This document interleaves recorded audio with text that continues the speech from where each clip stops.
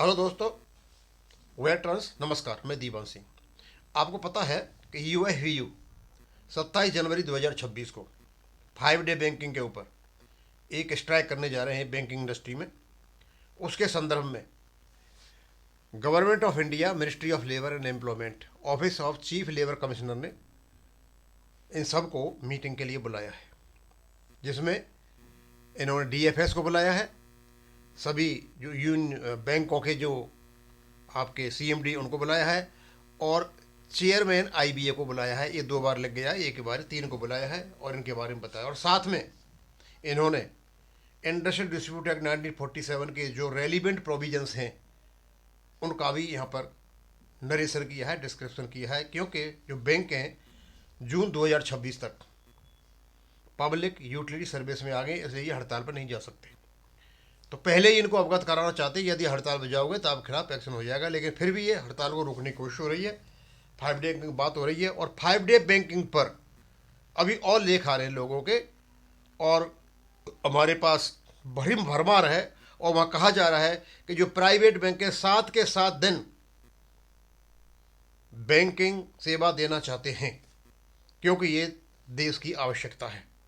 अब पता नहीं नेशनल बैंकों के लीडर्स को क्या होगा, यूएफ वालों को सुबह से लेकर शाम तक अच्छी खासी सैलरी होती हुई भी इनको 5 डे बैंकिंग चाहिए। देश से कोई मतलब नहीं है लोगों को, इनको सिर्फ और सिर्फ अव्यवस्था पैदा करनी है।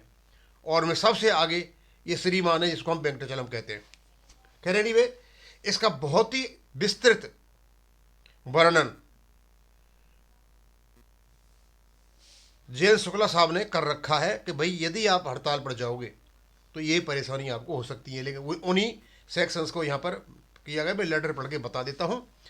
Notice served by the United Forum of Bank Unions propose to go on all India strike on 27 January 2026 to press their demand for 5 day banking. केवल और केवल 5 डे बैंकिंग की बात हो रही है।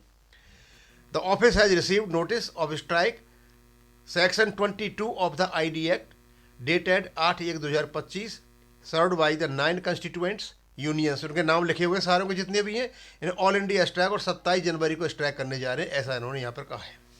उसके बाद the matter has been seized into conciliation by the CBO chief labour commissioner central under section 22(1) industrial dispute act and has decided to hold conciliation meeting 22 January 2026 11:30 बजे 22 जनवरी 2026 को एक मीटिंग कंसिलिएशन के, भाई चलो हड़ताल मत जाओ, समझौता निकल के आ जाए, उसके लिए ये कर रहे हैं। You are there for requested to please attend the. तो इनको जो मैंने बताया था, सेक्रेटरी डीएफएस और सभी बैंकों के सीएमडीज और आईबीए का चेयरमैन, इन सबको कहा है कि आप आएँ और उसको अटेंड करें, या तो आप आएँ या अपना कोई प्रतिनिधि भेजें।